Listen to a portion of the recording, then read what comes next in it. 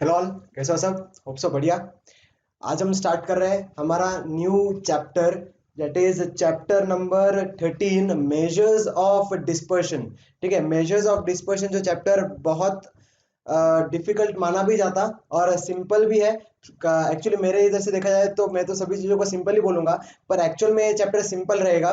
Simple कब रहेगा? जब इसको तुम समझोगे, और इसको समझना बहुत आसान और बहुत ज़रूरी भी है, क्योंकि अगर समझोगे तब जाके इसके फॉर्मूलेज। देखो, स्टैटिस्टिक्स में पहले ही बताया था, स्टैटिस्टिक्स वाले पार्ट में formulas are number of formulas are more, तो फॉर्मूलेज को कहीं ना कहीं याद करना ही पड़ेगा तुमको। तुम कितना इसको कंसेप्ट पढ़ लो, कितना इसको कंसेप्चुअल पढ़ लो, पर कहीं ना कहीं at the end of the day तुमको फॉर्मूलेज तो पढ़ना ही पड़ता है। तो उसमें कोई दिक्कत नहीं है, फॉर्मूलेज हम पढ़ लेंगे, कैसे पढ़ना है वो मैं बता दूंगा आपको। पर हमको पहले समझना जरूरी है कि वो कहाँ से आया और क्या है ये चीज, ठीक है। तो सबसे पहले देखते हैं मेजर्स ऑफ डिस्पर्शन, चैप्टर का नाम, एंड चैप्टर नंबर इज 13।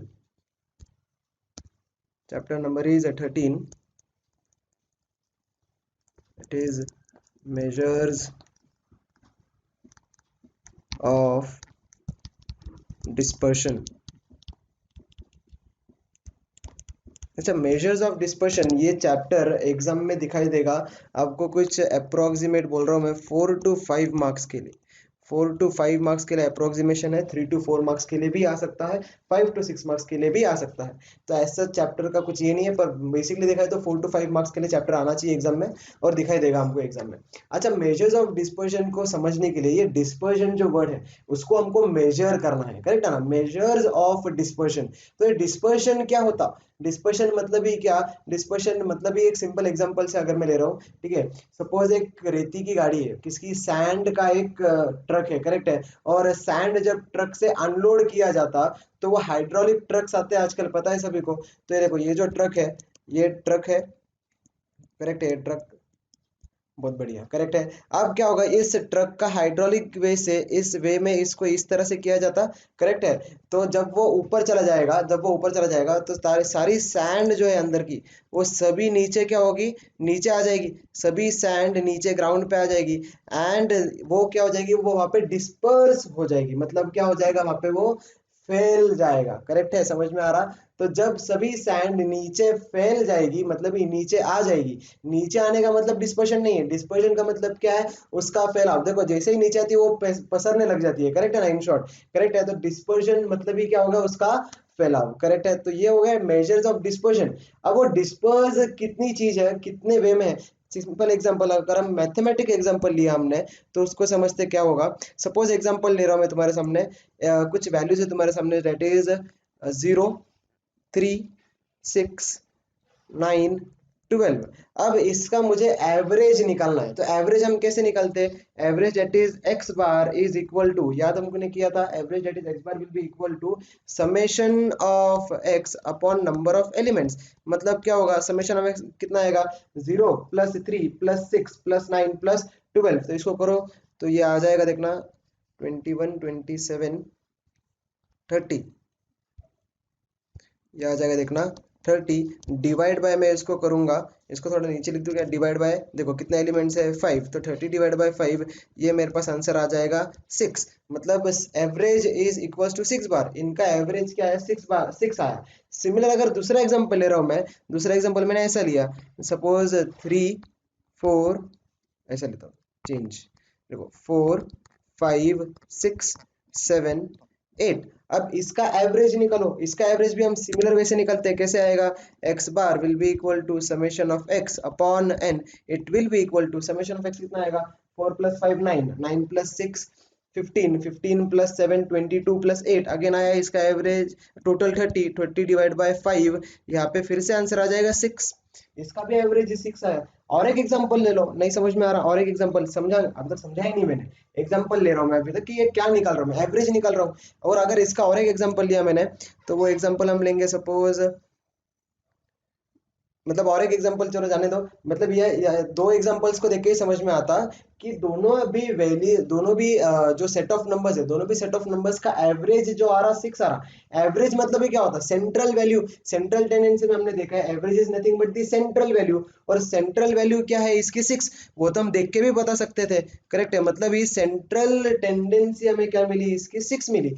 तो अभी 6 अगर हमने एवरेज निकाल दिया, पर एवरेज मार्क्स ऑफ स्टूडेंट्स निकाला तो 6 आ रहा है। तो अभी एवरेज मार्क्स ऑफ स्टूडेंट्स के लिए जो फर्स्ट सेट ऑफ नंबर है दैट इज सेट ए में क्या दिखाई दे रहा, स्टार्टिंग हो रहा है 0 से, एंडिंग हो रहा है 12 पे। और जहाँ पे सेट बी की बात किया तो स्टार्ट हो रहा है 4 से, एंड हो रहा है 8 पे, तब जाके उसका एवरेज आ रहा है 6। और स्टार्टिंग में क्या था, फर्स्ट इसमें 0 से लेकर 12, तब भी उसका एवरेज क्या है 6। मतलब इस 6 का जो फैलाव है, ये 6 कहाँ तक डिस्पर्स हुआ, ये 6 देखो एवरेज तो सेम आ रहा है पर उसका डिस्पर्शन कहाँ तक है, वो चीज कहाँ तक आगे बढ़ी है, वो मतलब ही क्या करना है हमको, मेजर्स ऑफ डिस्पर्शन। उस डिस्पर्शन को मेजर करना है हमको कि सभी का एवरेज 6 आ गया तो ऐसा मतलब नहीं है कि सभी को सेम मार्क्स रहेंगे या तो फिर सभी का सेट सेम रहेगा, सभी के डिफरेंट वैल्यूज रहेंगे, स्टार्टिंग वैल्यू एंडिंग वैल्यू सभी के डिफरेंट है। हमने दो एग्जांपल से ही समझ में आ गया। तो यहाँ से समझ में आता है what is dispersion.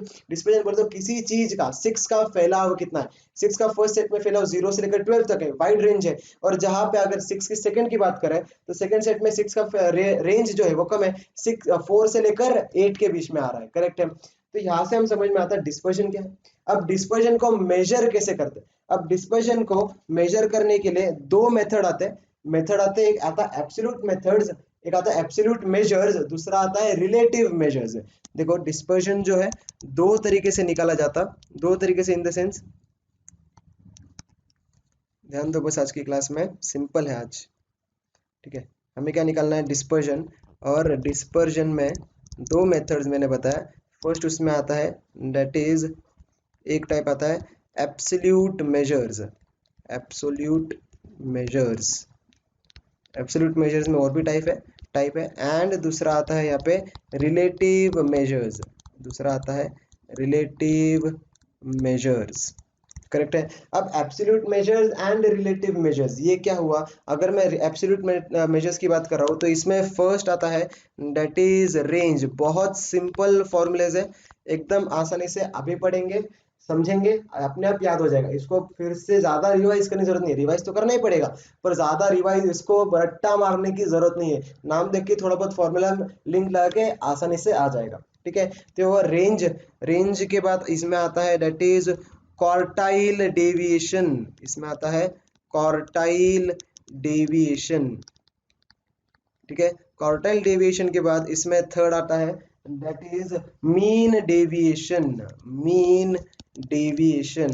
And last इसमें आता है that is fourth one that comes out to be standard deviation, most important, correct है। ये होता है स्टैंडर्ड डेविएशन।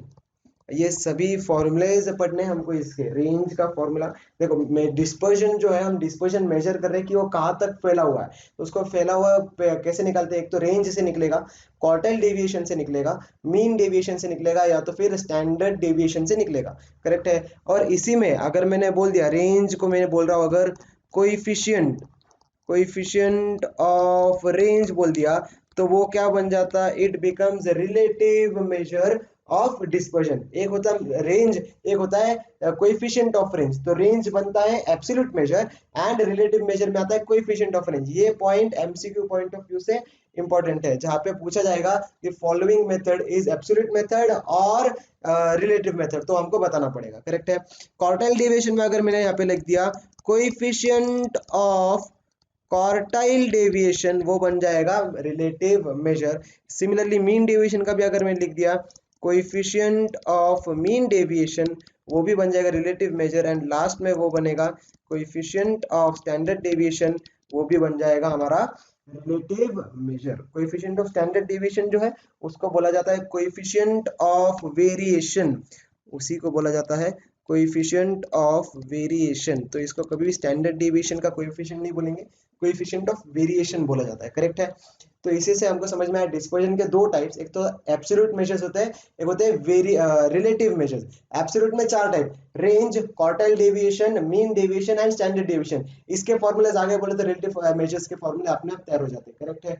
अब इसके फॉर्मूलेज क्या है, ये चीज क्या है, बहुत ज्यादा सिंपल है। अब जैसे हमने देखा रेंज क्या है, रेंज हमें पता है, रेंज तुम्हारी रेंज क्या है, तुम्हारी पहुंच कहाँ तक है, मतलब तुम्हारा जो एरिया है वो कितना फैला हुआ है, करेक्ट है ना। अगर किसी बड़े किंग की बात किया जाए तो उस किंग का, उस राजा का रेंज कहाँ तक है, उस राजा का फैलाव कहाँ तक है, उस राजा की प्रजा कहाँ तक फैली हुई है, समझ में आ रहा, मतलब उसका एरिया, उसका range.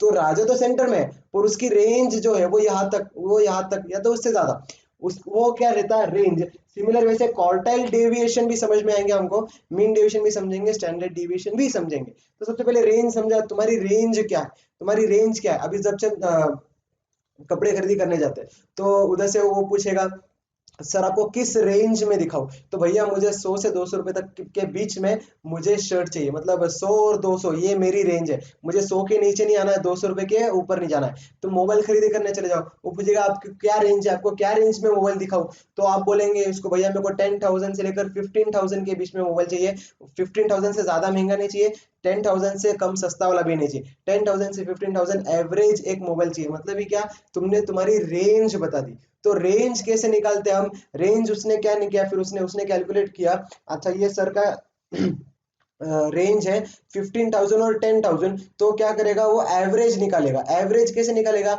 Average in the sense वो रेंज निकालता है तुम्हारा। तो रेंज तुम्हारी हो जाती है largest value minus smallest value. तो वो क्या करेगा, 15,000 माइनस 10,000। तो वो कभी भी याद रखना, जब तुम मोबाइल लेने जाओगे, तुमने तुम्हारी रेंज बता दी 10,000 टू 15,000, वो कभी भी 10,000 या 11,000 मोबाइल बताएगा ही नहीं, वो क्या बताएगा 15,000 या तो 14,000 का मोबाइल बताएगा। तो बाय डिफॉल्ट उसने कौन सा मोबाइल दिखाना चाहिए, 12,500। हमने क्या किया, देखो इन शॉर्ट हमने रेंज, तुम्हारी रेंज जो है वो कितनी फैला हुआ है, तो हमने क्या किया, लार्जेस्ट वैल्यू, हम फर्स्ट टर्म पढ़ने जा रहे हैं, व्हाट इज रेंज, करेक्ट है।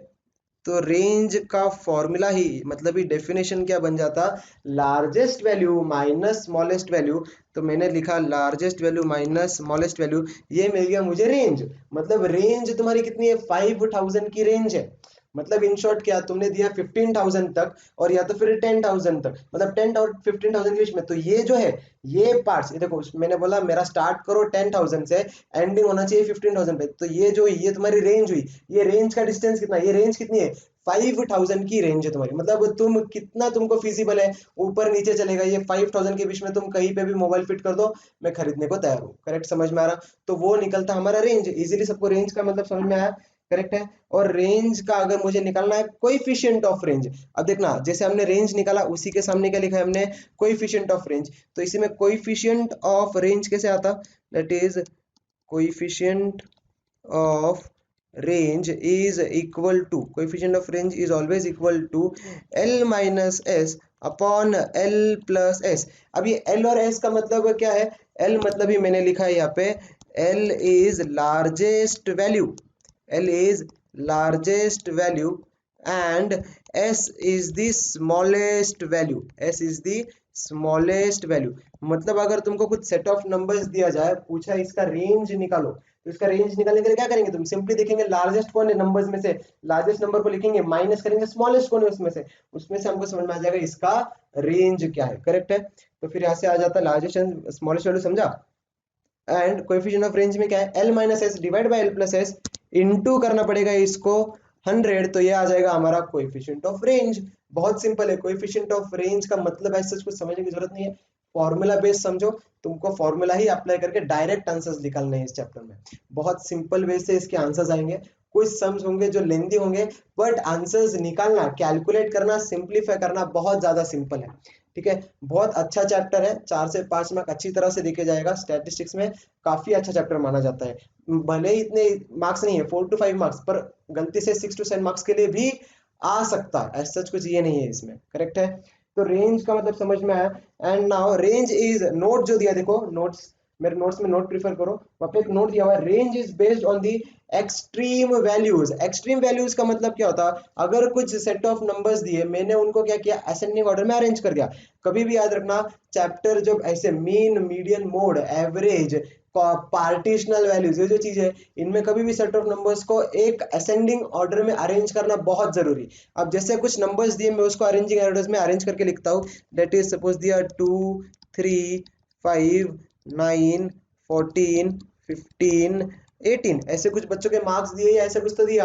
करेक्ट है, कि किन बच्चों को किससे मार्क्स है। अब यहाँ पे अपने को समझ में आता, हमको अगर इसमें निकालना है रेंज, तो रेंज के लिए हम क्या करेंगे, रेंज के लिए हम करेंगे largest value that is 18 minus smallest value that is 2। तो 18 माइनस 2 इक्वल्स टू 6, ये तुम्हारा रेंज आ गया। और ये क्वेश्चन आते हैं एग्जाम में, क्योंकि बच्चा करेगा नहीं तो उसको नहीं आएगा, अगर पढ़ के जाएगा तो फिर उसके लिए सभी टर्म्स सिंपल हो जाएंगे। करेक्ट है। तो अभी यहाँ से रेंज क्या आ जाएगा, range is equal to largest value minus smallest value, that is 18 minus 2 gives 16। तो 16 आ गई हमारी रेंज। समझ में आ रहा है सबको? करेक्ट है। तो यहाँ पे जो रेंज है that depends on the extreme values, बोले तो एंड के जो दो पार्ट्स है उसके ऊपर डिपेंड करता है रेंज। करेक्ट है। सिमिलर अभी सेकेंड फॉर्मूले की तरफ बढ़ते, कोएफिशिएंट ऑफ रेंज भी समझ में आ गया। सेकेंड फॉर्मूला की तरफ बढ़ते हैं, दैट इज क्वार्टाइल डेविएशन। अब क्वार्टाइल डेविएशन क्या है देखना। सबसे पहले क्वार्टाइल डेविएशन पढ़ने के लिए मैं क्वार्टाइल्स जो हमने देखा था लास्ट लेक्चर में, last lecture in the sense chapter number measures of central tendency, वहां पे हमने देखा था mean median mode, central tendency था। उसके पहले उसके बाद किया था हमने उसमें ये पार्टिशनल वैल्यूज पार्ट भी किया था। उसमें पार्टिशनल वैल्यूज में क्या है, क्वार्टाइल्स और डिसाइल्स एंड परसेंटाइल्स, इसको मैं थोड़ा और डिटेल में यहाँ पे इलेबोरेट कर रहा हूँ। तो डिटेल मतलब क्या, सपोज क्वार्टाइल डिवीजन निकालना है, तो अभी जैसे मीडियन किसी भी सेट ऑफ नंबर्स को दो पार्ट्स में डिवाइड करता, क्वार्टाइल डिवाइड करता 4 पार्ट्स में, डिसाइल डिवाइड करेगा 10 पार्ट्स में, एंड परसेंटाइल डिवाइड करेगा उसी चीज को 100 पार्ट्स में डिवाइड करेंगे। करेक्ट है।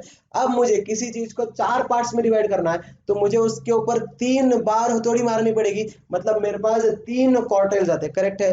सिंपली देखो, अगर सपोज मैंने एक लाइन बनाई है, इस लाइन को मुझे 4 पार्ट्स में डिवाइड करना है, तो मैं यहाँ पे एक बार मारूंगा, यहाँ पे एक बार मारूंगा और यहाँ पे एक बार मारूंगा। देखो 4 पार्ट्स मिल गए, this is part 1, this is part 2, this is part 3 and this is part 4। तो क्वार्टाइल ने अपना काम कर दिया। क्वार्टाइल ने क्या किया, सेट ऑफ सेगमेंट्स या तो फिर लाइन को 4 पार्ट्स में डिवाइड कर दिया, और इन तीनों जो हथौड़ा मारा है उनको क्या बोलते हैं हम, क्वार्टाइल 1 बोला जाता, क्वार्टाइल 2 एंड क्वार्टाइल 3 बोला जाता है। करेक्ट। इतना बेसिक समझ में आया।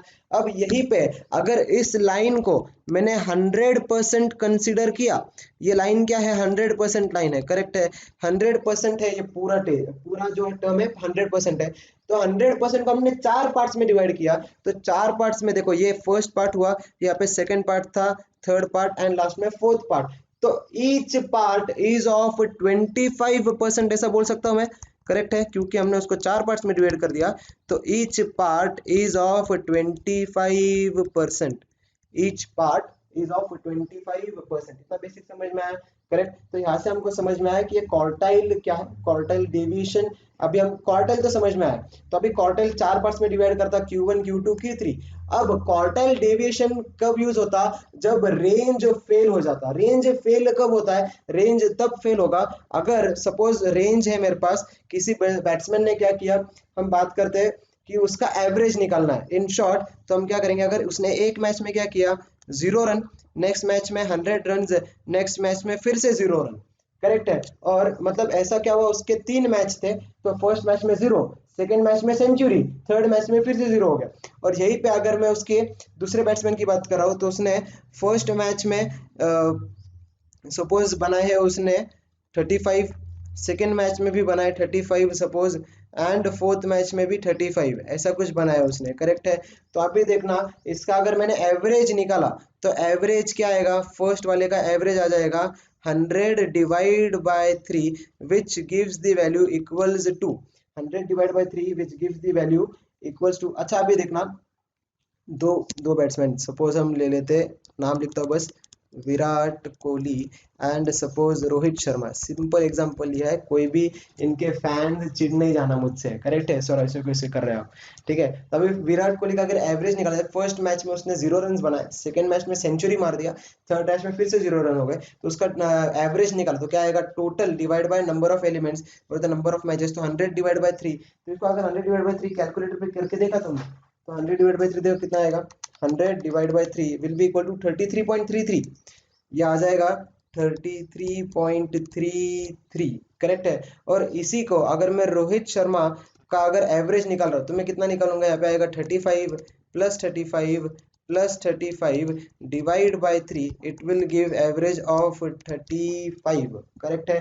तो अभी मुझे देख के बताओ, अभी विराट कोहली या रोहित शर्मा, तुम दोनों में से किस बैट्समैन की तरफ जाएंगे? करेक्ट है। तो ये अगर विराट कोहली का बात अगर कहीं पे खराब हुई तो वो किस वजह से खराब हुई? उसके एक्सट्रीम वैल्यूज की वजह से। मतलब एक्सट्रीम वैल्यूज जो है 0-0 थे, इसलिए उसका एवरेज बहुत नीचे आ गया। जहाँ पे रोहित शर्मा का कंसिस्टेंसी है, और कंसिस्टेंसी की वजह से उसका एवरेज अच्छा खासा है। करेक्ट है। कंसिस्टेंसी, मार्क्स उसने रन स्कोर किए कम, पर एक कंसिस्टेंसी दिखाई दे रही कहीं ना कहीं। करेक्ट है।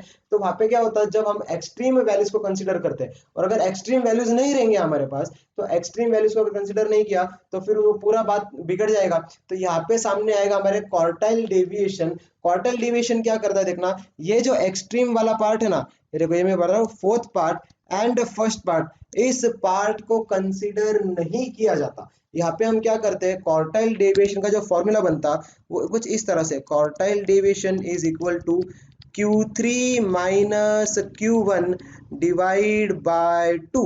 Q3 minus Q1 divide by 2, मतलब ये क्या किया हमने, देखो Q3 क्या था, Q3 यहाँ तक था, तो यहाँ तक, ये देखो फिर से बना रहा हूँ, ये पूरा था, अब ये था Q3, तो Q3 में से मैंने Q1 वाला टर्म माइनस कर दिया। तो Q3 में से देखो, ये पूरा Q3, उसमें से ये वाला टर्म मैंने माइनस कर दिया, तो क्या बचेगा,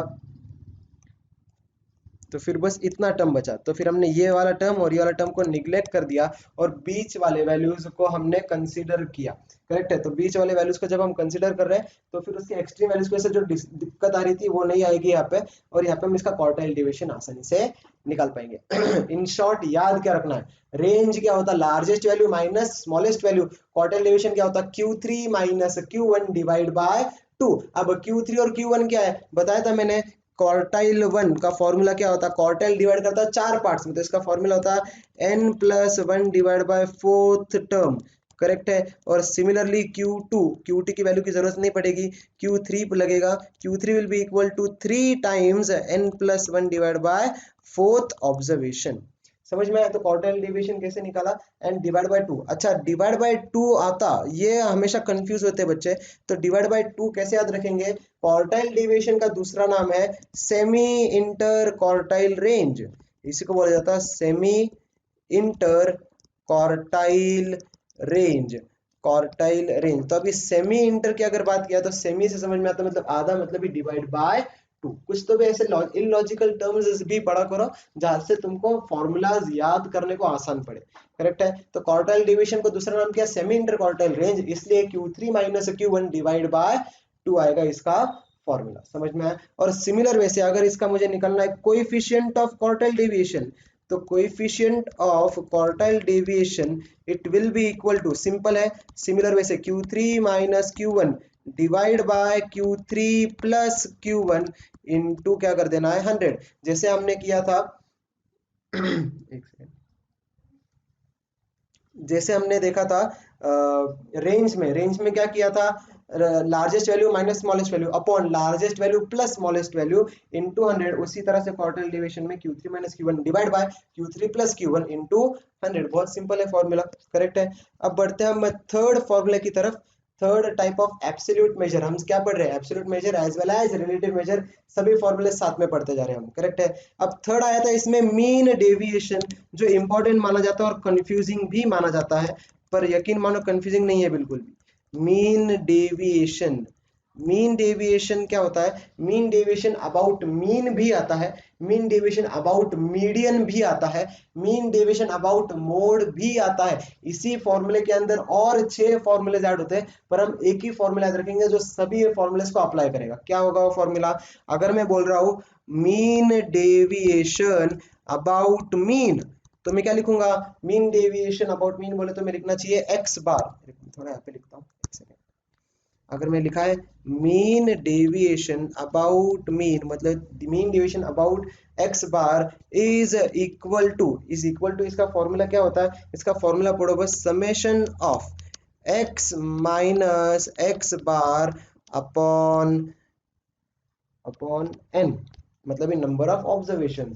तो यहाँ पे हमको समझ में आता मीन डेविएशन अबाउट मीन निकालना है, तो हमने क्या किया, x में से x बार अपॉन एन कर दिया। इसका अगर एक ही फॉर्मूला याद रखना है तो हम क्या करेंगे, इसको एक ही फॉर्मूला इसका हमेशा लगेगा, that will be equal to mean deviation of A will be equal to summation of, mod के अंदर लिखेंगे एक्स माइनस ए, जो भी टर्म बाहर है वही अंदर आएगा, divide by number of observations. ये इसका बेसिक और सिंपल फॉर्मूला जो सभी जगह अप्लाई होगा। देखना, क्योंकि जैसे मैंने बताया मीन डिवीजन अबाउट मीन निकाला, अगर मीन डिवीजन अबाउट मीडियन निकालना है तो मैं क्या लिखूंगा, mean deviation about median is equal to summation of x minus x bar नहीं आएगा, अब यहाँ पे आएगा मीडियन बार है तो अंदर भी लिखेंगे हम mean x minus median mode के अंदर and divide by number of observation, basic समझ में आ रहा, करेक्ट है, होप सो डिफिकल्ट नहीं लग रहा किसी को, सिंपल है। तो ये होता मीन डिवीजन जब डिस्क्रीट डेटा हो। अब इसमें फ्रीक्वेंसी भी आता है, डिस्क्रीट डेटा विदाउट फ्रीक्वेंसी, एक होता है डिस्क्रीट डेटा विथ फ्रीक्वेंसी। अब क्या करते हैं हम, अगर याद किसी को, तो अगर फ्रीक्वेंसी आया तो फ्रीक्वेंसी सबके साथ चिटक जाएगा, सबके साथ इन द सेंस फ्रीक्वेंसी चिटकेगा एक्स के साथ एंड छोटा एन बन जाएगा बड़ा एन, तो फिर ये हमारा क्या बन जाएगा, it will be equal to, देखना अगर फ्रीक्वेंसी आया तो मैं इसको लिखूंगा summation f of x minus x bar upon छोटा एन बन जाएगा इसका कैपिटल एन। बेसिक समझ में आ रहा, करेक्ट है, तो सबको इतना बेसिक होप से समझ में आ गया हो, करेक्ट है। Mean deviation about mean deviation about median, और अभी मैं अगर निकल रहा हूँ कोएफिशिएंट ऑफ मीन डेविएशन, तो कोएफिशिएंट ऑफ मीन डेविएशन कैसे याद रखना है, देखना इसका एक ही फॉर्मूला याद रखो, ये जो मैंने ऊपर लिखा है फॉर्मूला, इस फॉर्मूले को याद रखो, मीन डेविएशन अबाउट ए, तो mean deviation about A will be equal to summation of x minus A upon n, तो अगर बाहर मीन लिखा है तो अंदर भी मीन, बाहर मीडियन लिखा है तो अंदर भी मीडियन। इसके सम्स सिंपल रहेंगे, ठीक है, डिफिकल्ट वाले सम्स आने के चांसेस बिल्कुल भी नहीं, क्योंकि डिफिकल्ट सम्स को सॉल्व बहुत ज्यादा करना पड़ेगा जो हमको परवड़ता नहीं है। होप सो समझ में आ रहा। देन बढ़ते हैं अभी coefficient of mean deviation, coefficient of mean deviation, तो कोएफिशिएंट ऑफ मीन डेविएशन क्या बनता है, it is equal to mean deviation about A upon A into 100। तो मीन डेविएशन अगर अबाउट मीन निकाला तो डिवाइड बाय मीन करेंगे, अगर अबाउट मीन बोल रहा हूं मैं, coefficient of mean deviation about mean, तो ये क्या बन जाएगा, mean deviation of X bar divide by X bar क्या होता है मीन, इंटू कर देंगे 100, और यहीं पे अगर मीडियन आ जाए तो मैं मीन की जगह क्या लिखूंगा, अबाउट मीडियन, तो अगर मैं लिख रहा हूं यहाँ पे about median, coefficient of mean deviation about median, it will B mean deviation about median upon median into 100। Hope so basic सबको समझ में आ गया। तो रेंज क्या, largest value minus smallest value, quartile deviation Q3 minus Q1, ठीक है, और डिवाइड बाय 2 क्योंकि सेमी इंटर क्वार्टाइल रेंज। उसके बाद आता है मीन डेविएशन अबाउट मीडियन, तो हम एक ही याद रखेंगे, mean deviation about A is equal to summation of x minus A divide by number of observations, और वहीं पे अगर फ्रीक्वेंसी आया तो x के साथ उसको चिटका दो और छोटा n बन जाएगा बड़ा n, करेक्ट है, होप से समझ में आ रहा। एंड इसमें फिर आता है last, that is fourth type, that is standard deviation, बहुत ज्यादा इंपॉर्टेंट है स्टैंडर्ड डेविएशन। अब तक हमने 3 टाइप्स पढ़ लिए, range, quartile deviation, mean deviation, अभी हम पढ़ रहे हैं स्टैंडर्ड डेविएशन। स्टैंडर्ड डेविएशन को लिखने का तरीका है, उसको बोला जाता है सिग्मा। ये जो है देखो, हम जो 6 लिखते हो उसको बस वो लेट गया, थक गया है वो 6, तो वो ऐसे गिर गया है बस, ठीक है ना, तो क्या होता है, इसको बोला जाता है सिग्मा, इसको रीड किया जाता है एज सिग्मा, करेक्ट है। तो ये जो स्टैंडर्ड डेविएशन है, स्टैंडर्ड डेविएशन का फॉर्मूला याद रखना है हमको। अगर आया डिस्क्रीट डेटा, अगर इसमें आ रहा है डिस्क्रीट डेटा विदाउट फ्रीक्वेंसी, इसका डायरेक्टली फॉर्मूला ही पढ़ना है हमको, ठीक है ना, तो डिस्क्रीट डेटा विदाउट फ्रीक्वेंसी अगर आ जाए discrete data, it will be equal to, sigma will be equal to under root of summation X का square upon N minus x bar का स्क्वायर, देखो यहाँ पे हमको क्या है, ये फॉर्मूले जो है इसके दो टाइप से लिखे हैं। अगर तुम नोट्स में देखोगे तो नोट्स में मैंने दोनों भी फॉर्मूलेज लिखे हैं। हम बेसिकली एंड मोस्टली हमेशा जो यूज करने वाले, जो मैं तुमको अभी सिखा रहा हूँ, ये जो बोर्ड पे लिखा हुआ है यही फॉर्मूला हम मोस्टली इसमें यूज करते हैं। जहाँ पे सिग्मा कैसे आएगा, summation of x square upon N minus x bar का स्क्वायर। समझ में आ रहा पक्का? सही ना? सब साथ में है ना मेरे? कोई सो तो नहीं गया? सही। सिंपल। फिर से रिवाइज, जल्दी याद होता है ऐसे। Range, quartile division, mean division, अभी हम पढ़ रहे स्टैंडर्ड डिवीजन, उसका कुछ फॉर्मूला है। अब जैसे मैंने बताया, अगर विथ फ्रीक्वेंसी आ जाए तो विथ फ्रीक्वेंसी के लिए हम क्या करते हैं, हम फ्रीक्वेंसी को चिटका देंगे। तो ये कहाँ पे चिटकाएंगे, sigma will be equal to under root of summation F X square. मतलब क्या किया, एफ को एक्स के साथ जाके चिटका दिया, अपॉन एन, एन कौन सा हो जाएगा, बड़ा एन, माइनस एक्स बार का स्क्वायर। एक्स बार के साथ नहीं चिटकाते कभी भी, एक ही बात बताया था, एफ चिटकेगा तो सिर्फ और सिर्फ एक्स के साथ ही। करेक्ट है, एक्स बार के साथ कभी नहीं चिटकता है। करेक्ट है। तो ये हमको मिला अगर डिस्क्रीट डेटा विथ फ्रीक्वेंसी हमको दिया जाए। और इसी में एक टर्म आता है डेट इज वेरिएंस। इसी में टर्म आता है वेरिएंस। वेरिएंस क्या होता है, variance is equals to sigma का स्क्वायर, जो भी स्टैंडर्ड डेविएशन का वैल्यू है उसका स्क्वायर कर दिया तो वो हमको मिल जाता वेरिएंस। और इसी से रिलेटेड हम निकालते फिर कोएफिशिएंट ऑफ वेरिएंस। देखो इसमें आगे चल के और एक टर्म पढ़ने वाले हैं, कोएफिशिएंट ऑफ वेरिएशन, वो अलग चीज है। ये हम पढ़ रहे coefficient of variance, coefficient of variance. Coefficient of variance को मोस्टली हमें लिखना चाहिए CV, coefficient of variance, and it is equal to sigma upon x bar into 100। मतलब क्या, standard deviation divide by mean into 100। Mean बोले तो average, तो standard deviation divide by mean into 100 कर दिया। देखो अभी इसके मैं यहाँ पे एग्जांपल्स जो लेने चाहिए वो मैं अभी नहीं ले रहा हूँ। एग्जांपल्स इन द सेंस क्या, अभी इसको हम सम्स के साथ समझेंगे, इसको करना कैसे है। बहुत ज्यादा सिंपल है। अगर सपोज तुमको कुछ डेटा दिया, एक्स का डेटा दिया, एक्स का डेटा कुछ एक्स के मार्क्स दिए तुमको, सपोज मैं बोल रहा हूँ किस बच्चे को है 2 marks, 4 marks, 8 marks, 10 marks and 15 marks. इसका मुझे स्टैंडर्ड डिवीजन निकाल के दो। तो तुम्हें क्या करना पड़ेगा, स्टैंडर्ड डिवीजन बोले तो सिग्मा, सिग्मा बोले तो तुमको क्या चाहिए, समेशन ऑफ एक्स स्क्वायर चाहिए। तो तुम सबसे पहले एक्स स्क्वायर निकालेंगे, एक्स स्क्वायर का समेशन करेंगे, तो एक्स स्क्वायर क्या आएगा, 4, 16, 64, 100 और 15 का भी कुछ तो भी आ जाएगा सपोज। और इसका फिर तुम टोटल निकालेंगे, वो मिल जाएगा समेशन ऑफ एक्स स्क्वायर। एक टर्म निकाला, दूसरा तुमको क्या चाहिए, एक्स बार का स्क्वायर। अब सबसे पहले एक्स बार निकालना पड़ेगा। तो एक्स बार क्या आएगा तुम्हारा, एक्स बार, एक्स बार तो ऐसे आ जाएगा, that is 15 plus 10 plus 8 plus 6 plus, sorry plus 4 plus 2, 8 plus 4 plus 2 divide by कितने टर्म्स है, 5। तो यहाँ से आ जाएगा हमारा एक्स बार, और एक्स बार को अगर हमने उसको स्क्वायर कर दिया तो वो मिल जाएगा एक्स बार का स्क्वायर, और डिवाइड बाय एन बोले तो 1 2 3 4 5, 5 टर्म्स आ गए तो डिवाइड बाय एन आ गया। तो देखो यही फॉर्मूला भी बातों बातों में हमने अप्लाई भी कर दिया, और इसका वैल्यू भी आ गया स्टैंडर्ड डेविएशन का। थोड़ा सा सम सॉल्व करने को थोड़ा सा अगर एक हाथ क्वेश्चन रहेगा जहाँ पे difficult, difficult in the sense lengthy रहेगा, सिंपल है बहुत, फॉर्मूलाज बस पता होने चाहिए। फॉर्मूलाज पता, खेल बहुत सिंपल है चैप्टर का। करेक्ट है। और फिर लास्ट में इस चीज में हमको पढ़ना है properties of measures of dispersion. Properties बहुत इंपॉर्टेंट, प्रॉपर्टीज के ऊपर मैं फिर से बोल रहा हूँ, बच्चे प्रॉपर्टीज नहीं पढ़ के जाते, सिर्फ और सिर्फ फॉर्मूलाज पढ़ के जाते हैं। प्रॉपर्टीज सर याद नहीं आती, वैसे ही बकवास है, बहुत सिंपल है, छोड़ दो। ये होता है, ये बहुत बच्चे बोलते हैं, और इसी यही चीजें दिक्कत देती है एग्जाम में। जो नहीं पढ़ेंगे वो आईसीआई को पता है, और वही चीज एग्जाम में आती है। करेक्ट है। तो हमें क्या पढ़ना है अभी, प्रॉपर्टीज, जहाँ पे हम ज्यादा जोर देंगे प्रॉपर्टीज, और सिंपल भी रहती है प्रॉपर्टीज, बस एक बार पढ़ ले, पढ़ने में कोई दिक्कत ये नहीं है। पढ़ते हैं अभी प्रॉपर्टीज क्या होगी, the very first property of range. Property of range क्या कहना चाह रही है, प्रॉपर्टी कुछ ऐसी है कि range of y is, range of y, इसको जब हम एग्जांपल से पढ़ेंगे बहुत ज्यादा सिंपली समझ में आएगा।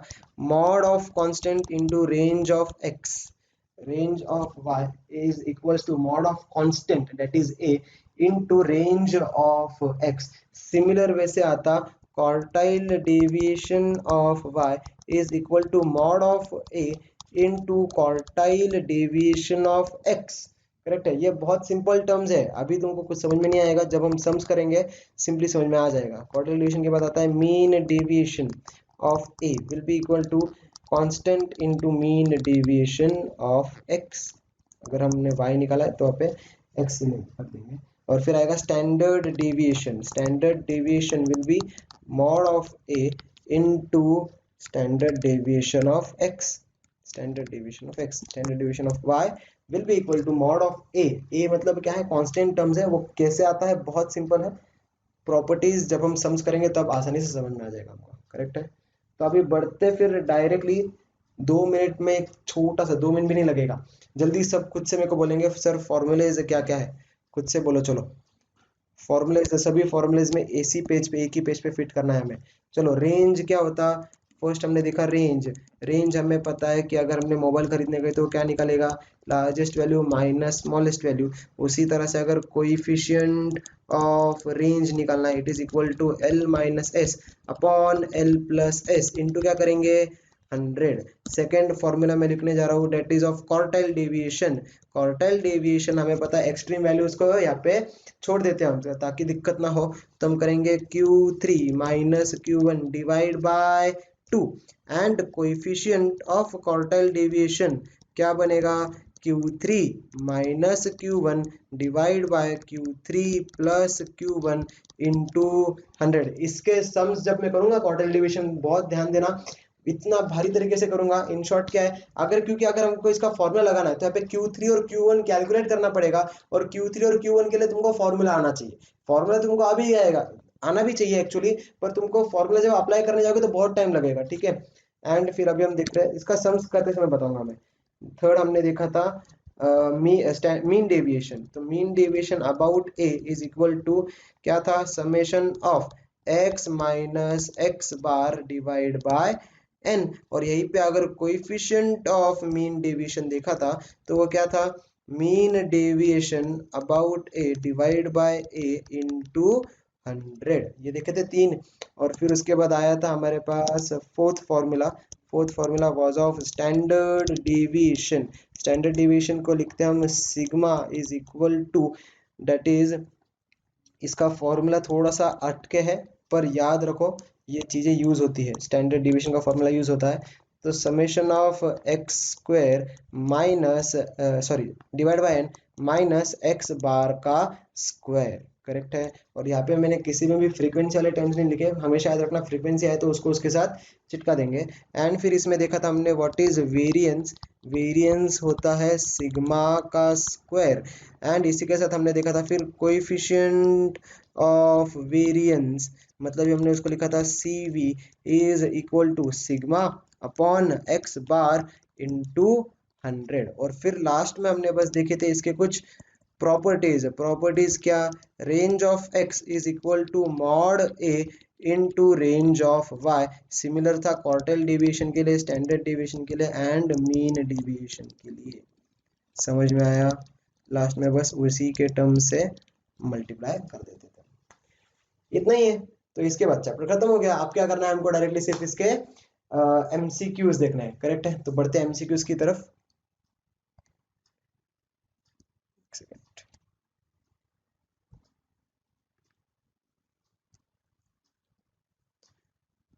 Quartile deviation is also known as, quartile deviation is also known as what it is known as, quartile deviation is also known as semi interquartile range। बताया था मैंने। तो option number B is the correct option. ऐसे questions आते हैं exam में।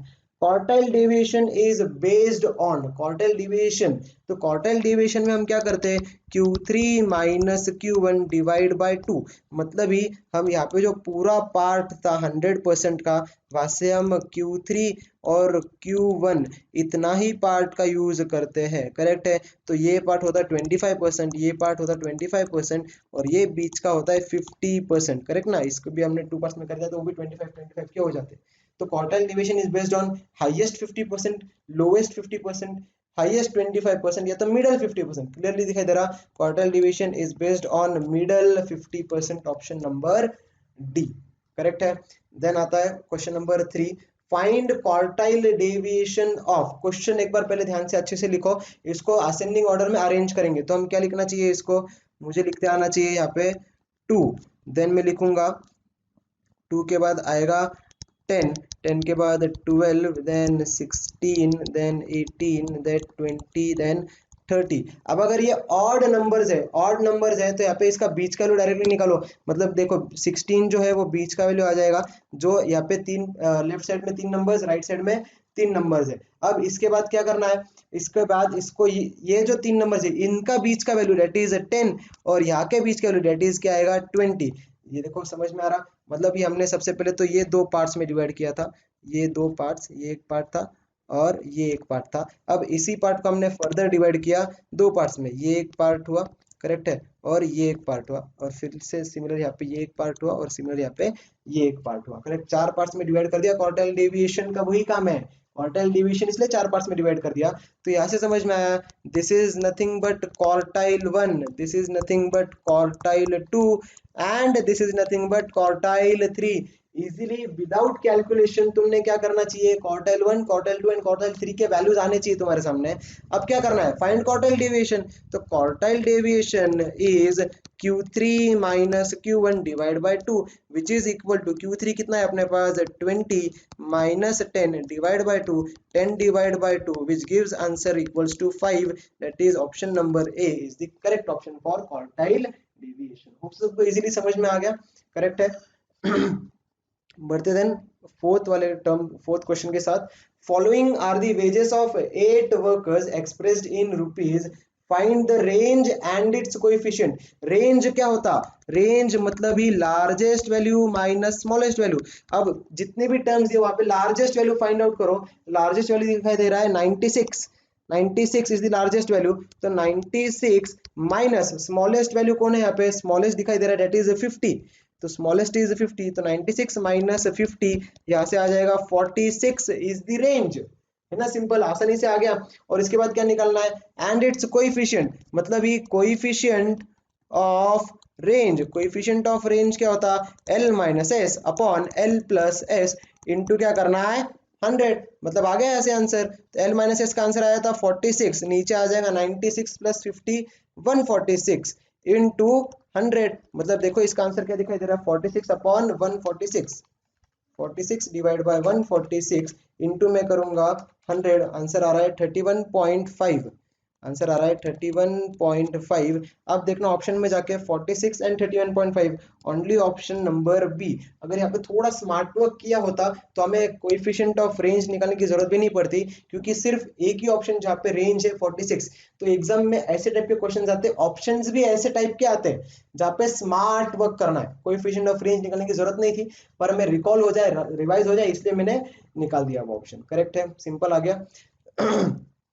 Question number 5, find mean deviation about mean, mean deviation about mean निकालना है, मतलब फॉर्मूला अगर याद, मीन डेविएशन अबाउट ए क्या होता है, summation of x minus A upon n. तो अगर मीन निकालना है, मीन डेविएशन अबाउट मीन, तो मैं क्या लिखूंगा, summation of x minus x bar upon n. तो अभी ऐसे x माइनस एक्स बार का समेशन, तो x क्या दिया हुआ है, देखो x मुझे दिया हुआ 10 20 30 40 एंड 50, मुझे निकालना पड़ेगा पहले इसका x बार, तो x बार में इसको डायरेक्टली कैलसी पे निकालता हूँ, that is 50 plus 40 plus 30 plus 20 plus 10 gives 150, और 150 divide by 5 which will be equal to 30, तो x बार आ गया 30। अब मुझे क्या करना है, x माइनस 30 करना है, x माइनस एक्स बार, करेक्ट ना, तो x माइनस एक्स बार मतलब x माइनस 30,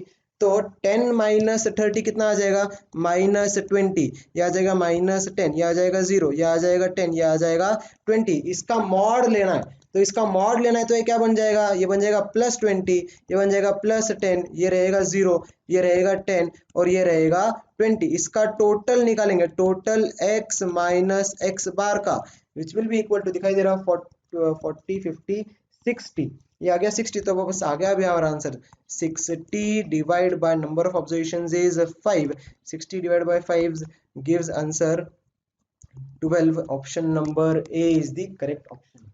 देखो मैंने क्या बताया था, सम्स बहुत सिंपल है, एक हाथ सम ऐसा रहेगा जहाँ पे सम सॉल्व करने को थोड़ा टाइम लगेगा, ठीक है। तो अगर तुमने इसको सम सॉल्व जल्दी भी होता, मैंने तुमको एक्सप्लेन करने के लिए इसको ईच एंड एवरी स्टेप लिखा है। हमको एग्जाम में ईच एंड एवरी स्टेप लिखने के लिए मार्क्स नहीं है, आंसर सही टिक करने के लिए मार्क्स है, सही। बढ़ते क्वेश्चन नंबर 6 के साथ। Then question number 6, find mean deviation about median.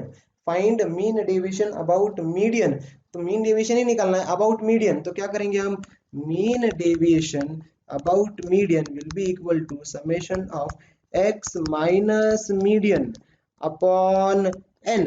अब इसको अगर मैंने अच्छे से लिखा, मतलब ही क्या, मैं इसको अगर टर्म्स को असेंडिंग ऑर्डर में लिखूं तो मैं लिखूंगा 2 6 10 10 12 12 16 18 20। अब कितने, ये ऑड नंबर ऑफ टर्म्स है, 4 8 9, 9 टर्म्स है। तो 9 टर्म्स का बीच वाला टर्म कौन सा दिखाई दे रहा, बीच वाला टर्म क्लियरली दिखाई दे रहा है, ये है 12, करेक्ट है। जहाँ पे यहाँ पे ये 4 नंबर्स है और यहाँ पे भी 4 नंबर्स है, तो 12 इज द मीडियन। तो मीडियन आ गया, तो अभी डायरेक्टली आंसर भी आ गया तुम्हारा। मतलब क्या है, देखो आंसर्स क्या अपने पास, सबसे पहले तो x के जो वैल्यूज है वो है मेरे पास, दैट इज 2 6 10 10 12 12 16 18 20। अब यहाँ पे मीडियन माइनस करना है इसमें, तो x minus median, x minus median थोड़ा सा लेंदी है पर सिंपल है। तो x माइनस मीडियन क्या आएगा, अभी मीडियन अपने पास 12 है, तो 2 माइनस 12 वो आ जाएगा, ये इसको हमेशा मॉड में लेना है, तो ये सब वैल्यूज पॉजिटिव बन जाएंगे। 6 माइनस 12 6 आ जाएगा, 10 माइनस 12 2 आ जाएगा, 10 माइनस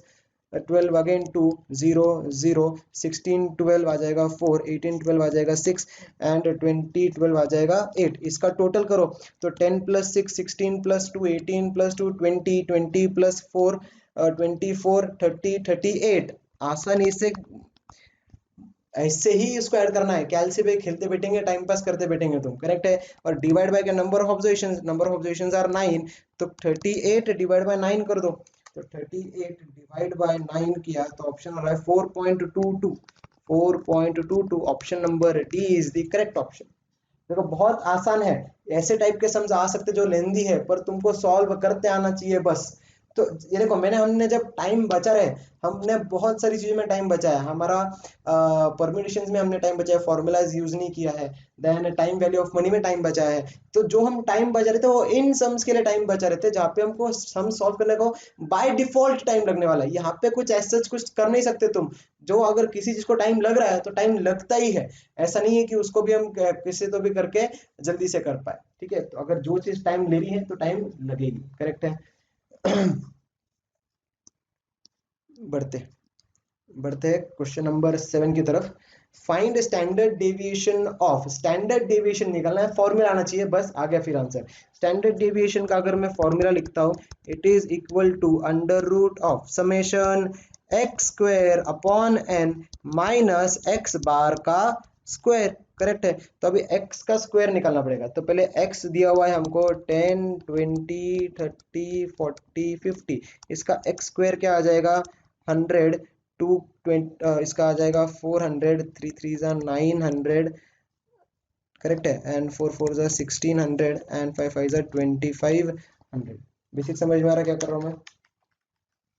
अब इसके बाद इसका टोटल निकालो, इसका टोटल क्या आ जाएगा, that is 2500 plus 1600 plus 900 plus 400 plus 100 which gives 5500 is the summation of x square, it is the summation of x square, correct है। और इसके बाद हमको अभी क्या निकालना है, हमको चाहिए यहाँ पे एक सेकेंड, निकालना था एक्स बार, एक्स बार का स्क्वायर। अब एक्स बार कैसे निकाला हमने, एक्स बार हमने देखा इसका अगर टोटल किया तो आएगा 150, 150 डिवाइड बाय 5 कर दिया, एक्स बार आ जाएगा 30।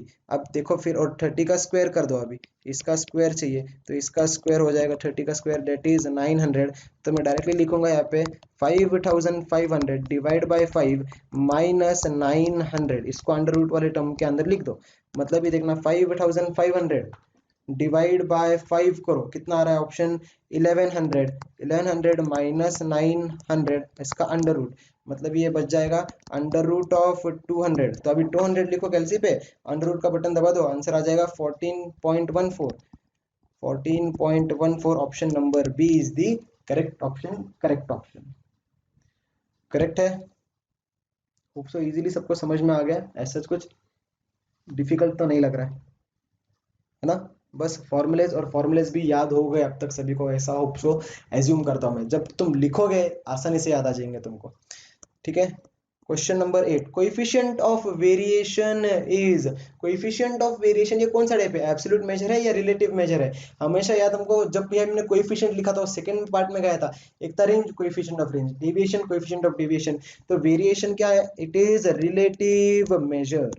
Question number 9. If range of x is 2, what would be the range of 3x minus 3x plus 50? मतलब क्या, इसको सबसे पहले हम लिखेंगे y is equal to minus 3x plus 50। हमने हमेशा फॉर्मेट यही रखना है, y is equal to ax plus b, यही फॉर्मेट होना चाहिए। तो अभी मुझे लिखना है यहाँ पे range of y will be equal to क्या आएगा, इसका कांस्टेंट, कांस्टेंट बोले तो a बोले तो -3, तो -3 का mod into range of x, and -3 का बनेगा 3 इंटू रेंज ऑफ x दिया हुआ है 2, तो 3 2 जा 6, ऑप्शन नंबर बी। इतना सिंपल, पर आता ही नहीं क्योंकि हम प्रॉपर्टीज करके ही नहीं जाते। आता नहीं बोले तो बच्चों को सॉल्व करने नहीं आता, क्योंकि बच्चे प्रॉपर्टीज नहीं करते। बहुत सिंपल समझे ये, करेक्ट है। इसी का नेक्स्ट टाइप देखते हैं, similar. Question number 10, if the relation between x and y is, ये रिलेशन दिया है 5y minus 3x equal to 10। हम इसको स्टैंडर्ड फॉर्मेट में लिखेंगे, 5y will be equal to 3x plus 10, y will be equal to 3 upon 5x plus 10 upon 5। अब आ गया अपना standard format, and mean deviation about mean for x is 12। अब mean deviation दिया है तो अब ऑफ x, तो हम क्या निकालना है, mean deviation of y will be equal to mod of 3 upon 5 into mean deviation of x, and mod of 3 upon 5 into mean deviation of x दिया हुआ है 12, इंटू 12 से मल्टीप्लाई कर दो। 12 3 जा 36 divide by 5, and 36 divide by 5 कैलसी पे आसानी से आता, that will come give answer 7.20। मतलब ये दो ऑप्शन है, बी या तो सी, दोनों में से किसी को भी टिक करो, यहाँ पे प्रिंटिंग मिस्टेक है, हम चेंज कर देते हैं इस ऑप्शन को। तो option number B is the correct option. आसानी से समझ में आ रहा, बहुत सिंपल समझे, करेक्ट ना। बस वो फॉर्मूलाज अप्लाई कर रहे हैं, कौन से, mean deviation is equals to constant का mod into mean deviation of x, correct है। देखना यहाँ पे कांस्टेंट सबको ऑप्शन समझ में आया, ये कांस्टेंट है था 3/5। बढ़ते हैं क्वेश्चन नंबर 11 की तरफ। Question number 11, if y is equals to 3 minus 5x, y is equal to, तो इसको स्टैंडर्ड फॉर्मेट में लिखो 5x minus 5x plus 3, ऐसा लिखेंगे। अब find standard deviation of y, correct है, तो standard deviation of y will be equal to mod of -5 into standard deviation of x, correct है। तो ये मैं क्या लिखूंगा यहाँ से, स्टैंडर्ड मॉड ऑफ 5, मतलब यहाँ पे लिखूंगा मैं 5 times standard deviation of x, तो it is 5 times standard deviation of x, option number C is the correct option. बढ़ते क्वेश्चन नंबर 12 की तरफ। क्वेश्चन नंबर 12 क्या है, if Rx and Ry denotes the range of x and y respectively where x and y related by, then अब देखना क्या करना है, सबसे पहले इसको स्टैंडर्ड फॉर्मेट में लिखो, 3x plus 2y plus 10 is equal to 0। मतलब ये मैं लिखूंगा 2y will be equal to minus 3x minus 10, मतलब ये y is equal to -3 upon 2x, and यहाँ पे आएगा -10 upon 2। तो यहाँ से हमको क्या दिया, range denotes, Rx and Ry denotes the ranges of x and y. अब इसका निकालना है मुझे एक्स और वाई, ठीक है, respectively by x and y related by this terms.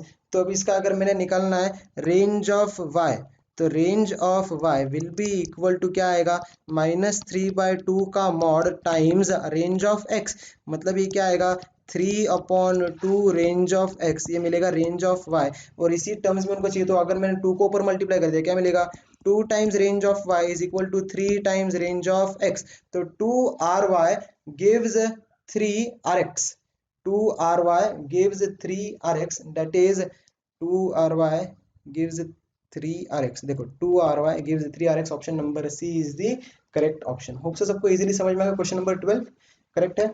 बढ़ते आगे क्वेश्चन नंबर 13 की तरफ, the standard deviation of x is known to be 10, then the standard deviation of 50 plus 5x, मतलब ही इसको अगर मैं लिखा है y इज इक्वल टू क्या लिखूंगा 5x प्लस 50, तो स्टैंडर्ड डेविएशन ऑफ y कितना रहेगा, mod of 5 into standard deviation of x, मतलब ये 5 into standard deviation of x is कितना 10, 5 10 जा 50। बहुत सिंपल क्वेश्चन था, देखा, सभी ज्यादा क्वेश्चंस इसी के ऊपर बेस्ड आते हैं।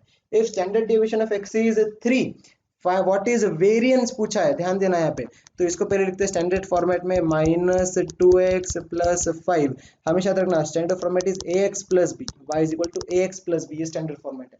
ठीक, अब इसके बाद क्या निकालना है मुझे, स्टैंडर्ड डेविएशन। तो standard deviation of y will be equal to -2 का mod into standard deviation of x, और -2 मतलब भी आ जाएगा 2 into standard deviation of x is 3, 2 into 3 gives option number B, that is 6 correct option. Question number 15, देखो जितना जल्दी होता उतना अच्छा लगता, फास्ट फास्ट फास्ट फास्ट, सही है ना, क्योंकि सिंपल से इसलिए फास्ट जा रहा हूँ, होप सो सबको सिंपली समझ में आ रहा, करेक्ट है। अब क्या है, summation of x square n sigma and then x bar, मतलब क्या दिया है, सिग्मा दिया हुआ है, तो सिग्मा का फॉर्मूला लगाएंगे, it will be equal to summation of x square upon n minus x bar का स्क्वायर। अब अगर हमें दिया यहाँ पे 7, तो यहाँ पे अगर मैं रूट या इस साइड ले लूँ तो बन जाएगा 7 का square will be equal to summation of x square दिया हुआ है 3390 डिवाइड बाय n का वैल्यू है 30, तो divide by 30 minus x bar निकालना है, तो x बार को मैंने एज इट इज रख दिया। अब क्या हो जाएगा यहाँ पे, इसको मैं 3390 डिवाइड बाय 30 का वैल्यू निकालो, 3390 divide by 30 will be giving answer as 113, और यहाँ पे 7 का स्क्वायर 49 माइनस x बार, तो ये क्या आ जाएगा, x बार अगर यहाँ पे चला गया तो ये बन गया 113 माइनस 49, मतलब x बार का स्क्वायर इज इक्वल टू कितना आ रहा है, 113 माइनस 49 गिविंग आंसर 64, और 64 का अगर हमने रूट निकाल लिया तो क्या हो जाएगा x बार, और x bar will be equal to, clearly समझ में आ रहा है 8 is the given answer, option number A. समझ में आया, सिंपल था टर्म, बस फॉर्मूलाज पता होने चाहिए, फॉर्मूलाज याद करो। Question number 16, if the mean of frequency deviation is 100, mean of frequency deviation is 100 and coefficient of variance is 45%, then the standard deviation is, मतलब ही क्या हमको चाहिए यहाँ पे, स्टैंडर्ड डेविएशन, तो स्टैंडर्ड डेविएशन और जहाँ पे वेरिएंस दिया हुआ, देखो वेरिएंस कितना है 45%, तो variance is sigma square, sigma square कितना है 45%, करेक्ट है। तो 45 divide by 100 is the sigma square, तो 45 डिवाइड बाय 100 कितना आ जाएगा, 45 डिवाइड बाय 100 हम इसको लिखेंगे 45 डिवाइड बाय 100 आना चाहिए 0.45, 0.45 is equals to sigma square, हमें क्या पूछा है, then the standard deviation, standard deviation निकालना है, तो क्या हो जाएगा 0.45 का यहाँ पे क्या हो जाएगा अंडर रूट, करेक्ट है, तो इसका अंडर रूट निकाला हमने, तो ये आ जाएगा answer sigma will be equal to 0.67।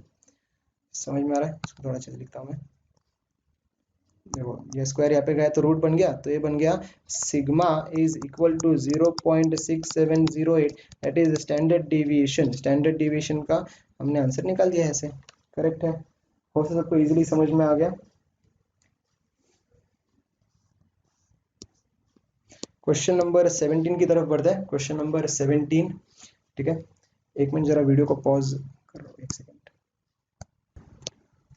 चलो तो कंटिन्यू करते हैं। क्वेश्चन नंबर 17 क्या है, क्वेश्चन नंबर 17 में देखा हमने, if mean is equals to 10, mean मतलब x बार दिया हुआ है 10, स्टैंडर्ड डेविएशन हमें दिया हुआ है 1.3, then the coefficient of variation, coefficient of variation बोले तो CV निकालना है, हमें पता है it is sigma upon x bar into 100, formula पता तो डायरेक्टली आंसर्स आ गया है, फिर क्या करेंगे, लिखो भी मत, फॉर्मूला में वैल्यू सब्स्टिट्यूट भी मत करो, डायरेक्ट कैलसी पे करो, 1.3 डिवाइड बाय 10 इन, अब इनटू कर दो 100, it is giving answer as 13 is the coefficient of variation, coefficient of variation, समझ में, coefficient of variance in short. Then बढ़ते क्वेश्चन नंबर 17, अच्छा बढ़िया, खत्म हो गए सभी क्वेश्चंस, इसी के साथ अपना चैप्टर खत्म हुआ, जहाँ पे हमको समझ में आ गया टर्म्स कैसे है, करेक्ट है। इसी के साथ यहीं पे स्टॉप करते हैं, होप सबको समझ में आ गया, range, quartile deviation, standard deviation, mean deviation, यही 4 टर्म्स पढ़ने थे। नेक्स्ट क्लास में मिलेंगे और करेंगे नए चैप्टर की शुरुआत, ठीक है, till then take care and bye bye.